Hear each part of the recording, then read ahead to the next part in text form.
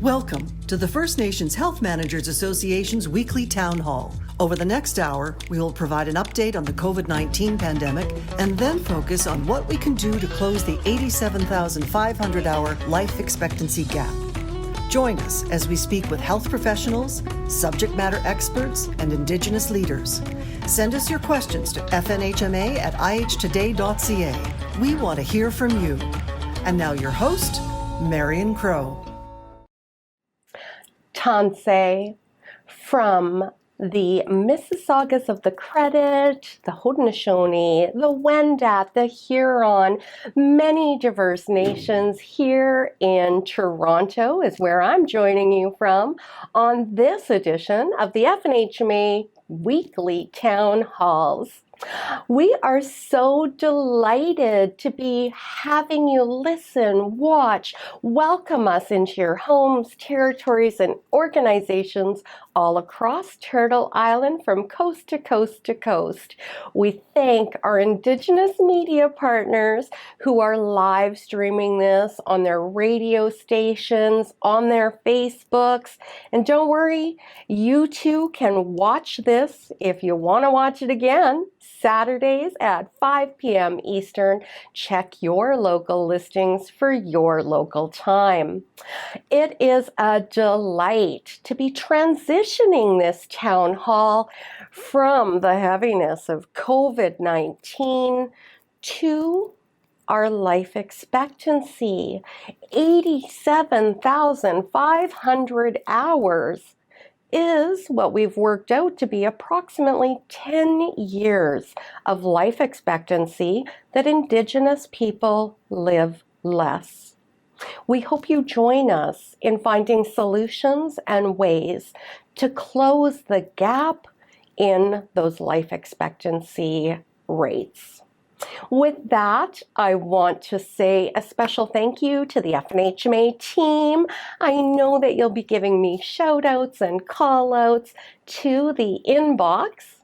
And if you have a question, please submit those to fnhma@ihtoday.ca.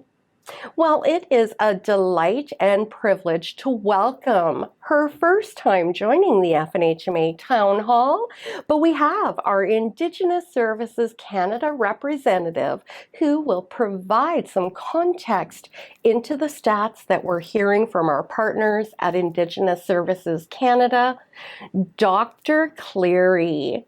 Why don't you come on in to the crow's nest? Welcome, Dr. Cleary. Thank you, and good afternoon. I would first like to acknowledge that I'm speaking to you from the beautiful and unceded traditional lands of the Wolastoqey. And thank you for inviting me to share some of my thoughts with regards to the ongoing pandemic of COVID-19.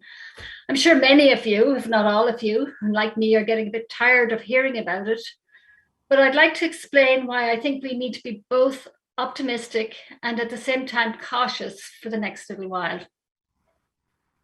So in terms of numbers, the numbers have fluctuated over time since spring 2020. It went up to a high last year in January. And it was up and down over the spring and fall. And then last December, we saw a new rise with the Omicron variant. And that has continued to rise up until a high peak mid-January. So just a couple of weeks ago, and it looks like it's starting to decrease again. And the highs and lows have been driven by a combination of protective measures, which all of you have been involved in, and which has put a strain on everybody. But they have worked to decrease the numbers of virus circulating. But it's also influenced by the type of the variant that's circulating at a particular time. And it has varied substantially from province to province and community to community. So for an example, the number of communities with active cases last August was about 72 communities across Canada. And that increased up to a high of 309 communities in January. Since then, the number of communities with active cases has decreased to 263. But that does mean that a number of communities that hadn't seen any cases at all were starting to see cases and outbreaks in recent times. Another difference is that we'd started to see an increase in the rates of children's cases in recent weeks, with children being affected more compared with older age groups among First Nations, but also compared with rates in corresponding age groups in the general population. Another important point is that the cumulative rate of COVID-19, that's all of the cases added up together in First Nations communities, has exceeded the rate in Canada as a whole since pretty much the beginning, or at least since December 2020, and is now 2.2 times the rate in the Canadian population, the general Canadian population. Fortunately, the hospitalization rate is lower, as is the case fatality rate. But as of February 2022, so this month, or well, last month, I suppose, seeing as today is the 1st of March, the rate of death in First Nations communities is now higher than the rate in the general Canadian population. In terms of vaccines, many communities have a high proportion of people vaccinated, but in general, these numbers are for First Nations, Inuit, and territorial communities. About 87% of individuals over 12 have had a second dose, and about 25% have had a third dose. 49% of children between 5 and 11 have had at least one dose. So this means that there is a lot of vaccination that has happened, but there is still room for improvement. So overall, what this data tells us is that Indigenous communities continue to be at a higher risk of disease and death from COVID-19. The data clearly show that those who are not vaccinated do much worse in terms of hospitalizations and deaths if they get COVID-19. So vaccination is important, not only to prevent against poor outcomes, but it also prevents communities from outbreaks. And the other point that I would like to mention is that although there is a decrease in cases recently, there's still a lot of disease around. So I mentioned I was going to talk about why we need to be optimistic. Well, I think what we've learned over the last couple of months is that although the Omicron variant spreads more easily and more people are catching it, it continues to be true that it causes less severe disease than other variants. And so the strong hope, and perhaps the expectation among many public health experts is that eventually this will become another background virus that we deal with from season to season, a bit like the common cold or the flu. We also should be optimistic because there are high levels of immunity from people who have been infected and vaccine. The two together actually provide a high degree of immunity. And so we're not as susceptible as a population to severe disease. And the other thing we need to be optimistic about is now we have a chance with the transition away from focusing exclusively on the pandemic, that there is now a chance to get back to doing other things that are important to them, like spending time with family and friends and traveling, etc., and that communities can get back to reopening businesses and workspaces, and that health systems can try to address areas where people may have fallen between the cracks through lack of services. We know there's a lot of other important things, problems in the community, some communicable diseases like syphilis, TB, but also chronic diseases, addictions, and so on. So this is all important to get back to, and we should. However, we do need to be cautious because we don't exactly know how the disease will evolve. And right now, we still have high levels of disease around, although this does vary by community. So during this transition phase, while provincial restrictions are evolving, it's going to be extremely important for each community to self-determine their own particular level of risk from COVID-19 and how best to mitigate it. I'm going to repeat that because I think it's really important. There's a transition phase where we are now to where we hope to get to. We don't know how long it will be. Provincial restrictions are evolving. And so each community must take a look at its own risk and determine what actions they need to take to prevent themselves from poor outcomes, as well as moving forward.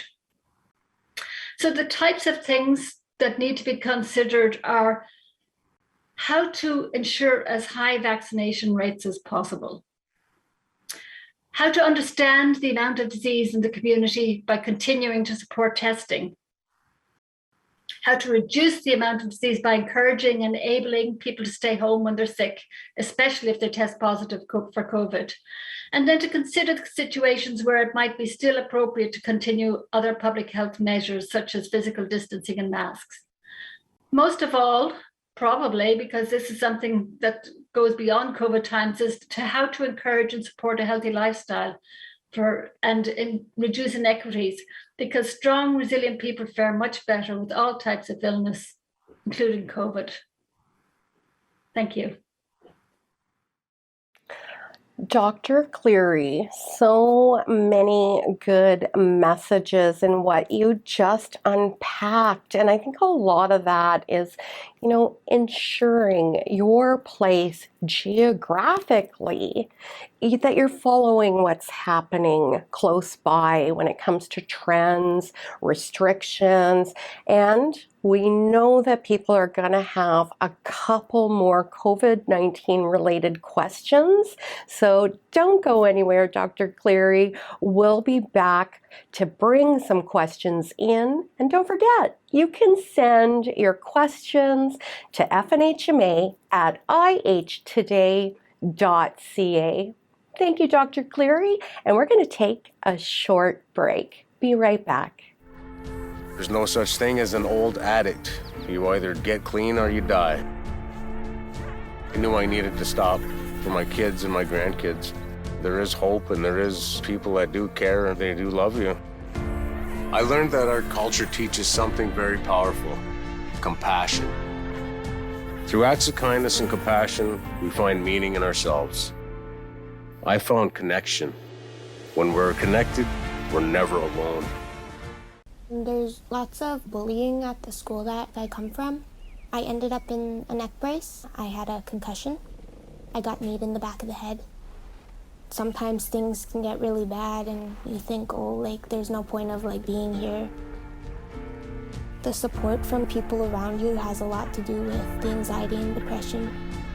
Because I'm different, a lot of people didn't understand. Through acceptance, we find belonging.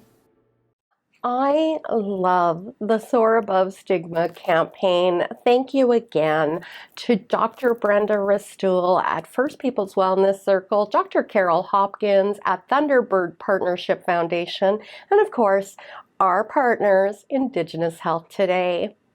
Well, we are going to talk about a difficult topic. So I just want to remind everybody that this is a bit triggering for some folks. We will make sure that we put some resources up for you should you feel the sense and need to reach out. With that, we are going to talk about racism in the healthcare setting. For many people, we know there was national dialogues happening, but it's not just the bravery of Joyce Echaquan that started these dialogues. There has been a commitment to end racism in healthcare for quite some time. And joining us on the FNHMA Town Hall is President and CEO of Indigenous Reconciliation Group, Rose LeMay. Rose, why don't you come on into the crow's nest and let me just tell people that you are most recently an honorary mention for the Global Pluralism International Award. We offer our sincere congratulations for your advocacy, your tireless work, and for your voice as a columnist at the Hill Times. Rose, join me in the crow's nest. Well, thank you, Marion, and it is quite an honor to receive this recognition. I think what has really hit me in the last little while to talk about racism is the number of people who are actually listening. I've done this work now for longer than I want to think about. And because of the voice of Joyce Echaquan, and because of her decision to publicize what happened for her and her family, there has been so much more discussion about racism in healthcare. But not much has changed.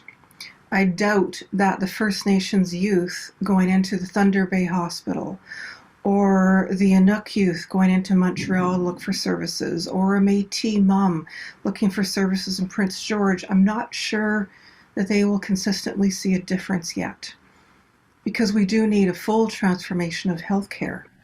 Racism, in essence, is built right into our healthcare system. We have a race-based healthcare system. For First Nations, it's funded separately from the rest of Canadians. We could call it a color-coded healthcare system. Different colors receive different degrees of excellence at some local healthcare organizations. And there hasn't been enough to change any of it yet.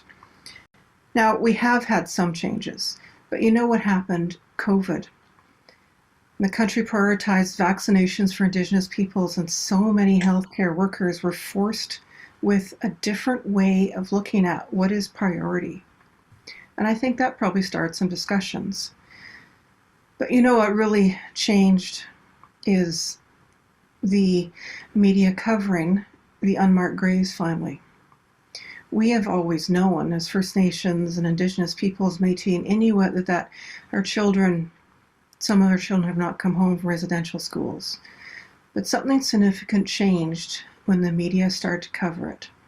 And so I do actually have to hold my hands up to media outlets across Canada, from CTV to CBC to Globe and Mail, who are now choosing to cover these stories that involve Indigenous peoples in a good way. We needed that. It did not happen through the Truth and Reconciliation Commission, and it's happening now. And I think what most of my work now is talking to people who are not Indigenous, who are suddenly feeling the weight of this. There is literally a weight, an emotional weight to this. And sometimes I might joke about it, right? I think we all find ways to joke about it. But it actually has become even harder now that we're talking about the problem of racism to then be advocating for something different.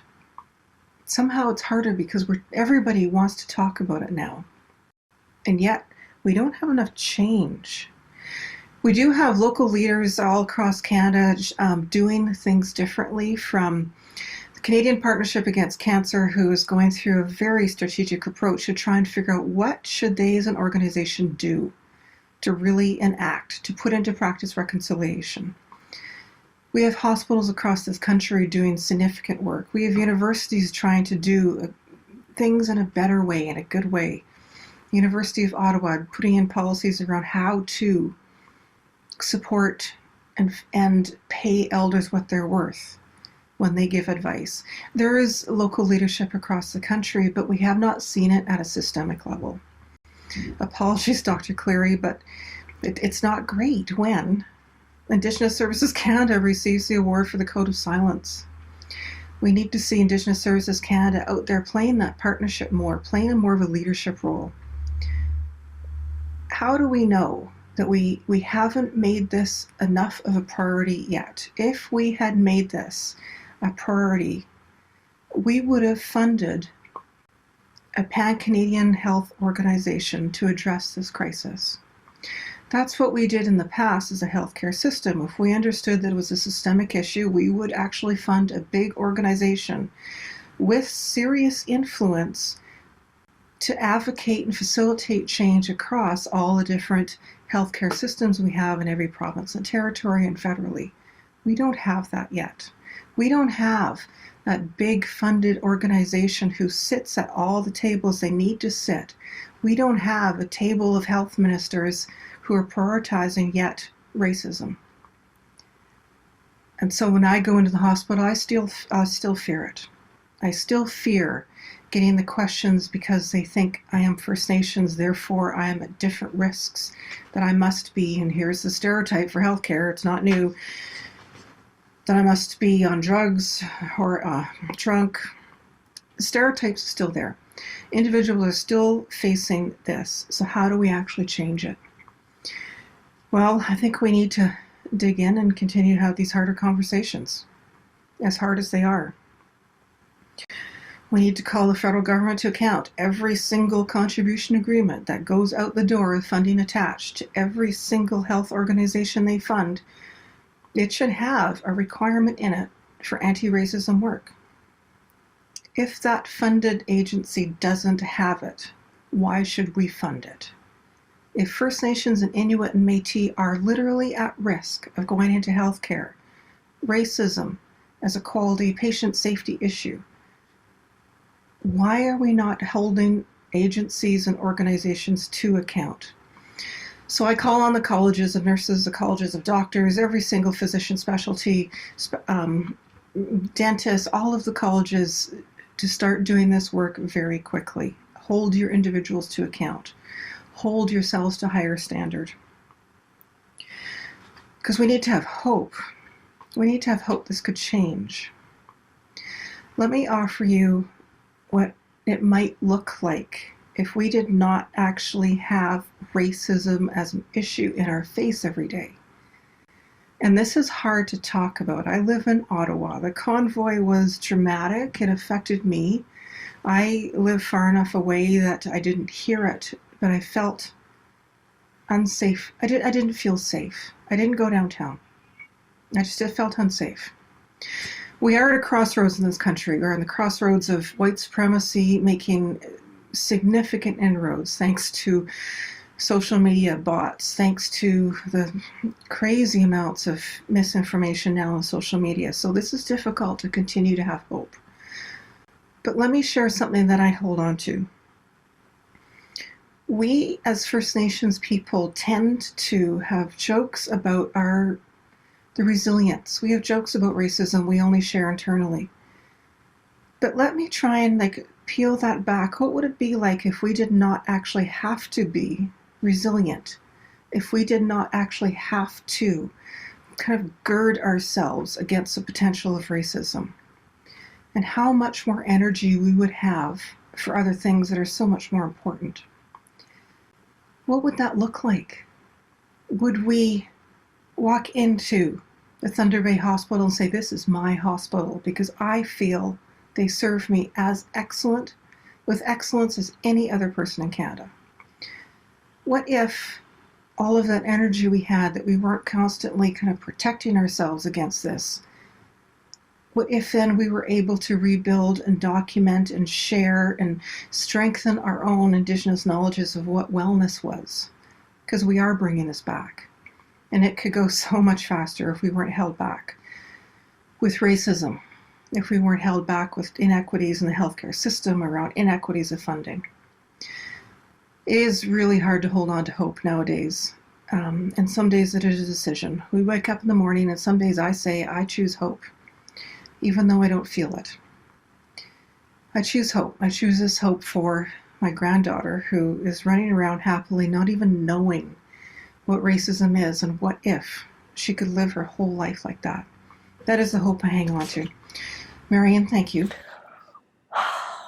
Thank you so much, Rose, for sharing those words, some thoughts, and really capturing a feeling. And it's like a pulse that's happening in Ottawa, especially right now after the display of white privilege that we just survived for the most part. Thank you, Rose. I do want to bring in another amazing guest, the Chief Executive Officer of the Canadian Indigenous Nurses Association, Marilee Nozowick. Come on in to the Crow's Nest, please. Marilee, welcome. I want to say thank you for being the longest serving Indigenous Health Professionals Association out there, Marilee. Thank you. Come on in. Thanks so much. So this isn't a repertoire dance of mine, but I'll do my best at getting a crow hop into the crow's nest. Marianne, thanks for asking Canadian Indigenous Nurses Association to come forward and be a part of this conversation. So, as you said, I'm Marilyn Algijic. I'm originally from Thunder Bay, and I'm from the Fort William First Nation. However, I reside in the unceded territory of the Algonquin people in the National Capital Region. Rose, I want to thank you for bringing to light Thunder Bay, my old home, where things have not stood, opportunity has tried to move forward, but racism has stood the test of time. Dr. Cleary, thank you for bringing forward some very dynamic points to consider in the data that you provided, to which I will address very shortly.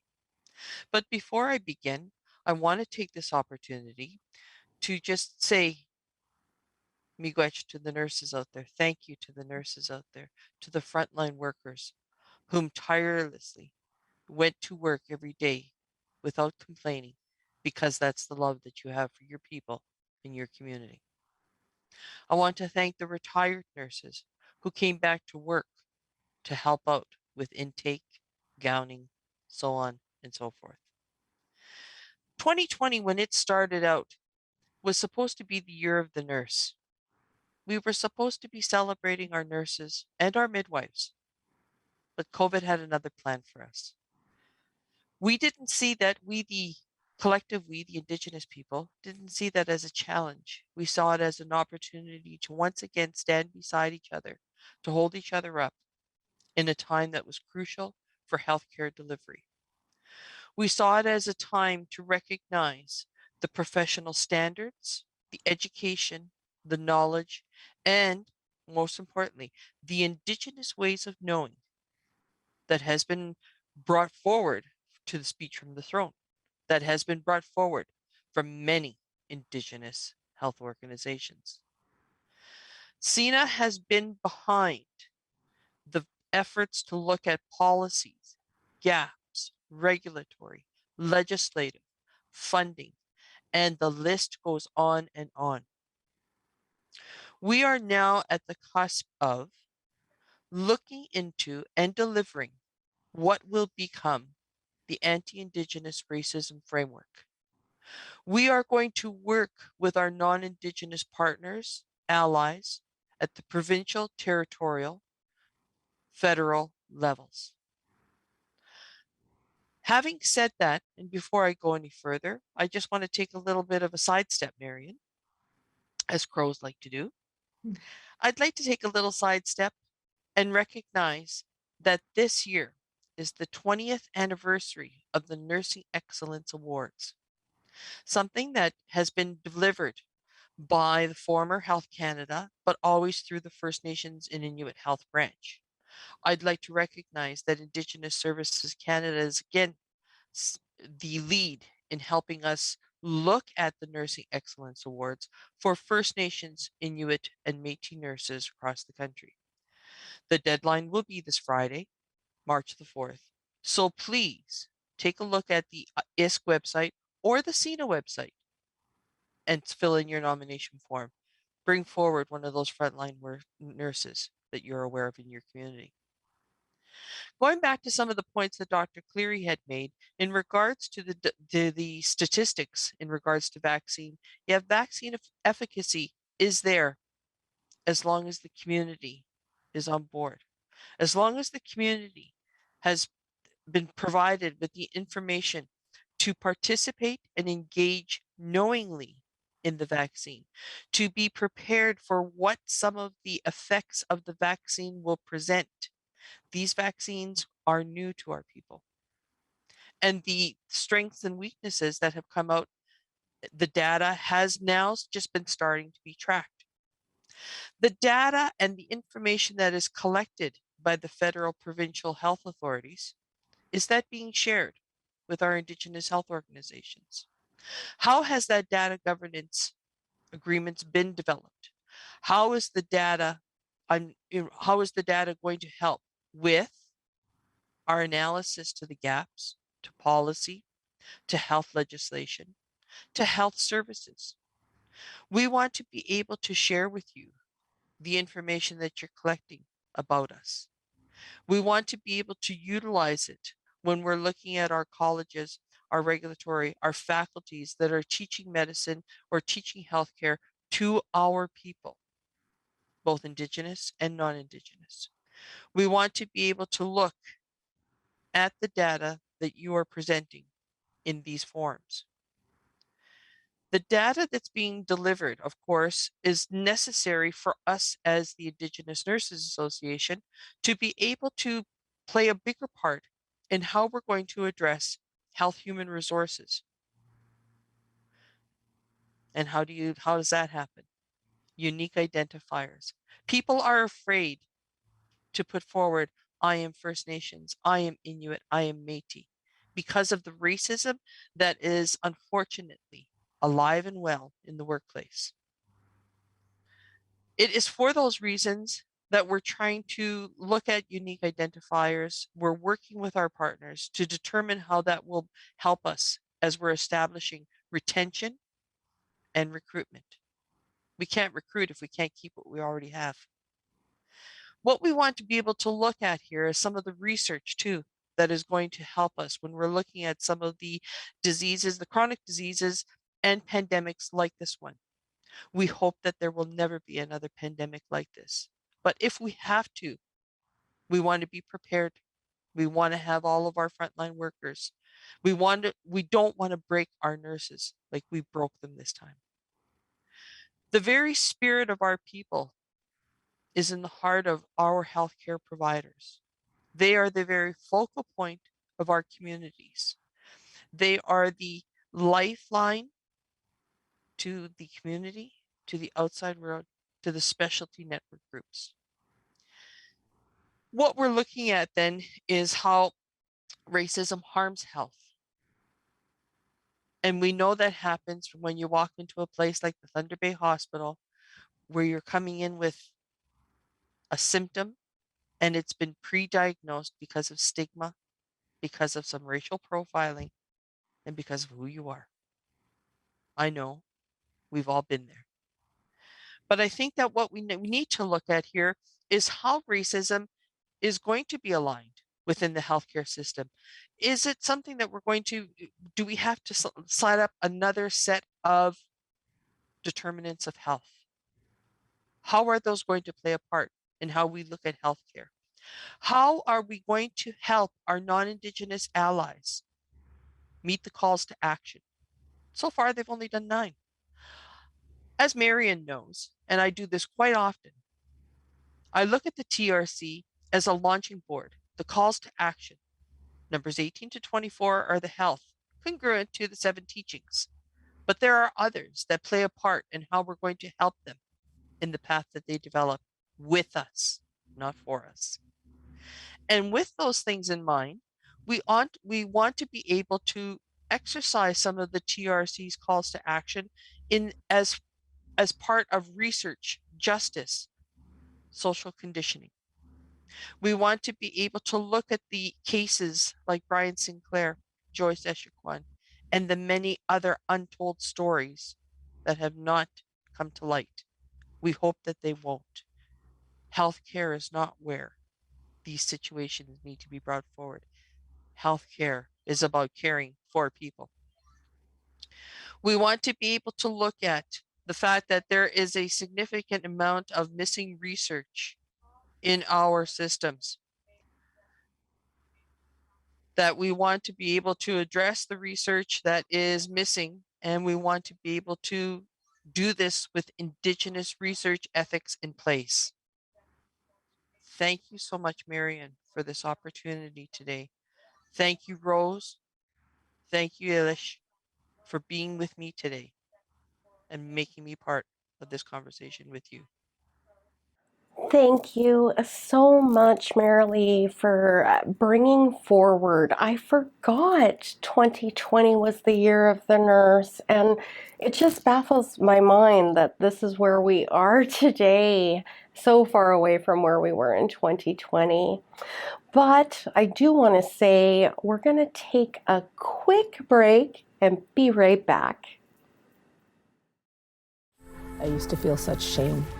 It was hard being surrounded by women who trauma and abuse left cruel streaks, violent behaviors, and disconnected ways of loving.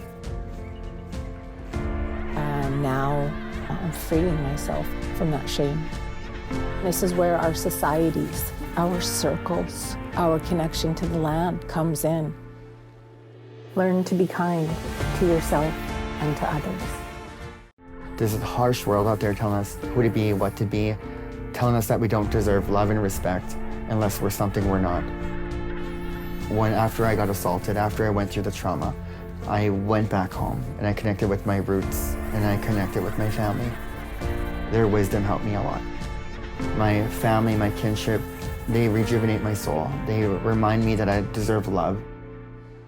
Our culture teaches us something powerful: compassion. There's no such thing as an old addict. You either get clean or you die. I knew I needed to stop for my kids and my grandkids. There is hope and there is people that do care and they do love you. I learned that our culture teaches something very powerful: compassion. Through acts of kindness and compassion, we find meaning in ourselves. I found connection. When we're connected, we're never alone. Welcome back from our break, and it is time for the question and answer segment of the program. But at first, I want to do a couple of shout outs to our viewers and our listeners. I do want to say a special hello to Jonah and Dawson, Sherry and Amanda. Thanks for checking here for your credible, accurate, and reliable information. And Travis, Sheila Ann, and Noelle, thank you for watching as well. Dr. Cleary, come on back into the crow's nest. Here's a question for you. With reference to what you had mentioned earlier, with some of those provincial restrictions starting to ease a bit, we know that the Federation of Sovereign Indigenous Nations, so FSIN in Saskatchewan, actually said, okay, the province is going to reduce the restrictions, but we're actually recommending that our nations keep them intact. What are your thoughts about nations putting in place some of those protective measures that we've been observing for the last couple of years? What are your thoughts about that? Should communities who are still seeing those high rates keep the masking and all of the preventative measures in place? What are your thoughts, Dr. Cleary? Yes, I think it's really important for communities to look at what's happening around them and determine for themselves what is the best and the most appropriate action that they can take to protect themselves and the community members. Because it's very, like at a provincial level or federal level, it's very hard to determine what one particular community needs, and there has been quite a variety in terms of incidents of cases and outbreaks across the country in terms of community. So I think the best and the most accurate risk assessment is really at the community level. And if that means putting in place measures for a longer time while the transition happens, then I think that that's really important, that that's what happens. Thank you for that. I really appreciate it. So I'm just going to ask you to mute. And Marilee, come on back into the crow's nest. Marilee, we're both members of the working group that supports the action on the national dialogues in racism. I have to say, I really appreciate what nurses bring to that table in terms of voice, in terms of advocating for curriculum changes. What are some of the takeaways, Marilee, from those dialogues that are really sticking with you? Is there anything that was a light bulb moment or anything that came out of the recommendations that you're really holding on to? What are your thoughts on some of the discussions that were happening within those circles? Thanks a lot, Marion. The item, the fact that I think that unfortunately we have to deal with the issue of racism. And like Rose had also mentioned, we have to develop a pathway for our young people and how to deal with, where do you pick up your guide on how to deal with racial profiling? How do you how do you do that assessment before you get to the hospital so that you're not going to be determined as a low priority, as a color code? And I mean that in another pun, not the hospital coloring code. But one of the things that I think is important is the fact that we as Indigenous people, we have nothing to reconcile. So those calls to action don't mean anything to us, but they mean something in the ability for us to develop and to nourish the relationship that we have with our non-Indigenous allies, agencies, organizations, and partners at various tables, to sitting with them to saying, how would you like to do this now? What path would you like to go down?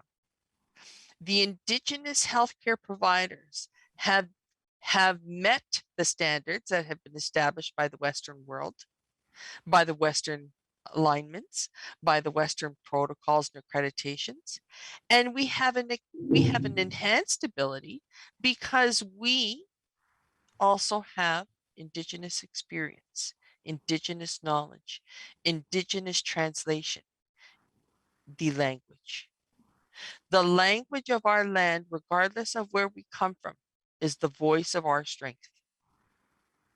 And that is what we will utilize when we go forward to address healthcare administration, practice, practicum, lessons, so on and so forth.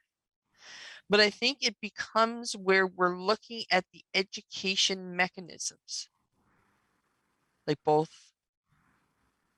Rose and Dr. Cleary have mentioned. What is being done in the colleges, in the faculties? How is the content being introduced? Who is applying the standards? Indigenous people are now at that table.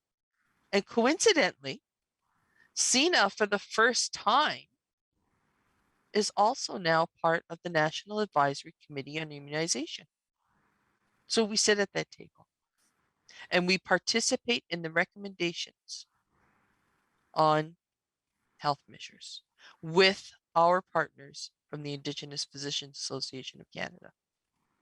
And together we collaborate on the recommendations and how they should move forward, because it is a scientific and technical committee. Above and beyond that, I also tend to draw those back and say, but what is the regulatory and legislative impact of those recommendations on our people? Thanks again, Marian. Well, don't go away, Marilee. I've got another question for you to comment on. I know that we have been hearing quite a bit within the national dialogues that we have to have a safe space to report racism. What are your thoughts on creating those spaces? Have you heard of any mechanisms that are being created to report racism in the Thunder Bay Hospital or any other? I feel like we're picking on Thunder Bay, and I gotta say, I love me the pink icing sugar on those cinnamon buns. Thank you. Oh, Thunder Bay. So, I digressed. I must be hungry. Marilee, reporting racism. So one of the things that we want to be able to do here is, how do you do that? How do you identify a safe space? Whose safe space? Who's putting forward those indicators? What measurements have we identified as a safe space? And who has been engaged in that discussion? We know that Dr. Lafontaine and through with the participation and collaboration of the National Association of Friendship Centers, had developed Safe Space, an app which is being applied in BC. And so what we're going to be interested in doing is seeing how that can roll out across the country, meeting the needs of the regional jurisdictions, the issues that are being dealt with there. So that way we don't have to deal with we want to make sure that it respects the protocols of Indigenous leadership. We want to make sure that it meets the standards of our non-Indigenous partners. We don't want to step on anybody's toes, but we don't want to reinvent the wheel. When we look at this, we're thanks. We're also looking forward to what FSIN is doing in regards to their ombudsman. They're the first province going out with it. I suspect that there will be other programs that will be done in a similar fashion throughout the other regions. And that will be interesting because, again, the SINA, the Indigenous nurses, will have an opportunity to participate in some of the dialogue and the development of that framework and what it will do and where are we going to house the information that we collect, because it has to protect our people and their knowledge. Thank you. Thank you, Marilee. I love always sitting at tables with you and being the other half of M&Ms. Rose, come back into the crow's nest. Get in on this dialogue. As Marilee mentioned, FSIN moving forward with an ombudsman person. I probably enunciated that wrong, I appreciate, but I just do it to keep people on their toes and laughing, that's all. Such heavy topics, right? Rose, what are your thoughts on provinces moving forward with this type of structure? You're a former federal government worker as well, so you have the systems concepts down. What would you like to share with our viewers and listeners on your perspectives of provincial ombudspeople? I think it's a great idea to have, now I don't, the word is ombudspeople, let's use that word, to have somebody or an organization or an agency or office which is tasked with and funded well and has the influence to respond to complaints. But I think it also might go along with legislating the UN Declaration on the Rights of Indigenous Peoples.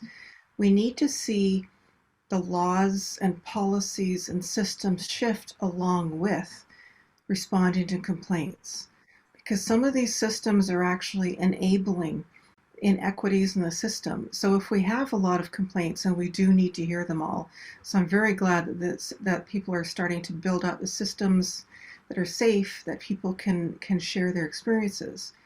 But we also need to talk about system shifting.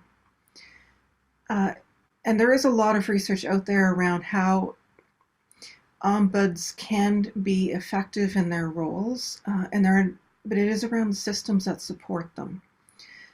And so those that do start into those roles of being an ombuds person, I hope that they would have the full support of communities and colleges and faculties, because I can't imagine that would be an easy role to play. However, I think we do need them in the country at this point. Thank you, Rose. Dr. Cleary, come on back in.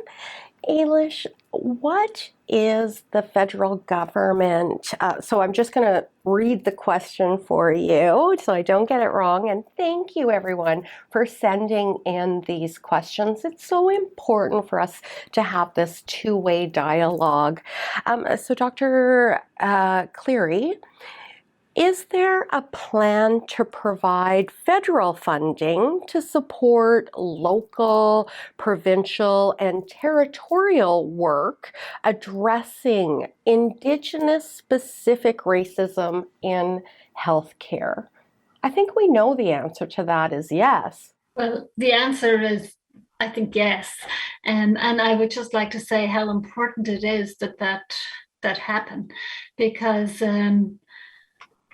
I've been listening to Marilee and Rose, and I've been really encouraged by hearing you say what you have been saying. Because I'm a doctor, I care about people's health, and really those are the things that make us healthy. If we're not if we don't feel empowered, if we feel afraid, if we feel embarrassed or somehow diminished, if we can't even go to a hospital or a healthcare center without feeling comfortable to do so, we're not going to be healthy. And so I definitely think that this is a very, very important thing. It's a very important question that was asked. And certainly I think the answer is absolutely yes. Thank you so much, Dr. Cleary. Rose, come on back in. And I just want to draw on your role now in doing cultural humility training. So tell me, Rose, for our non-Indigenous viewers and listeners, why? I mean, I get the obvious. Joyce Echaquan died, Brian Sinclair died. We know that racism impacts our life expectancy, but explain to some folks who want to be allies what it looks like to present at a hospital. Why are we afraid? What are some of the things you hear or explain to the people in your courses about those fears? It's hard to describe the fear as an individual who looks, obviously I look First Nations. It's hard to describe it because it almost is so part of who I am. And that's so sad thing to say. So here's what I've said in some of the courses that I deliver. I deliver Indigenous cultural competence humility courses. We used to do it in person. Now they're all online. Thankfully, a lot of organizations and healthcare organizations are now starting to develop their knowledge on really basic things, the terminology, when to use the correct terminology, what offensive slurs actually are, knowledge about the history of Canada, especially for healthcare, the knowledge of the origins of what we called healthcare back in the early 1940s and how the inequities in healthcare funding was literally built in from the very beginning. But you know what? Let me tell you this one little story I told one course, a group in Toronto actually. And I'm fine now. Let me just start by saying that. I slept in Toronto and I broke my arm. I ended up in Michael Garron Hospital. It's a downtown hospital. And I was taken into emergency, and the admitting clerk saw me and saw how much I was pain and served me immediately. That has never happened for me. I've broken other bones in my life as a youth. The admitting clerk saw me, immediately prioritized me into triage. The triage nurse saw me immediately, helped to get the appropriate drugs so that it wasn't so immediate, so incredibly painful. The intern came in and asked me, now get this is in Toronto, asked me, where are you from? And he knew what that question meant. He knew that I was First Nations. He also knew that I probably wasn't from Ontario. This particular intern was not Indigenous. He had done his knowledge, he had done his homework, his development of his knowledge and capacity to serve me as an individual, as a First Nations. Now, I have never been in a hospital in which I was served immediately, in which I was given the appropriate drugs immediately for pain, nor given any respect for who I am as First Nations. That's how I tell the story, because for white Canadians who walk into hospitals, you have a privilege that you take all this for granted, and I cannot. And for the one time that I experienced it, now I want it every time. I really appreciate you sharing that personal story with our viewers and listeners, Rose. Thank you so much. Now we're coming into, I got to tell you, this hour, it flies by so fast, but I do want to give a couple of opportunities for final comments. So Marilee, in like a minute or less, what do you want to leave with our viewers and listeners who are watching today? A couple of things. A couple of the things that are important to looking at our Indigenous healthcare providers.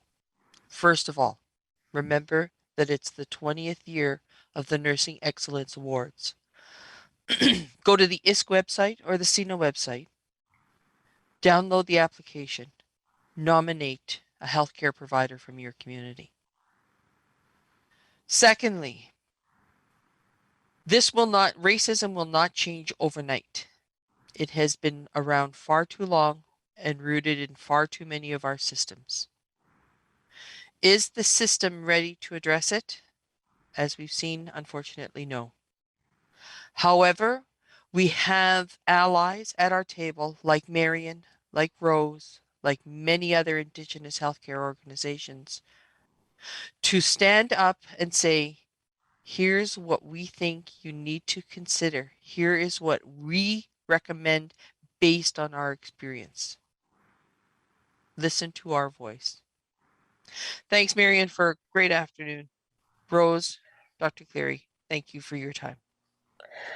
Well, on that note, I do want to share with everybody that you need to stay tuned to the First Nations Health Managers Association because we have exciting news coming down the pipe on this very important topic. We ask that you rise against racism with us, and we have a whole campaign planned for you in the upcoming year. So stay tuned where we unpack and bring public service announcements about Rise Against Racism.